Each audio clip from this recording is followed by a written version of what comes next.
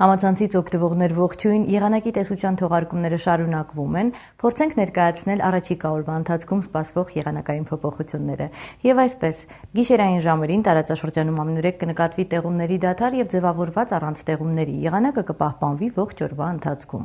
Ձևավորված ջերմային ռեժիմում կնկատվեն փոփոխություններ փետրվարի 3-ի լույս գիշերը։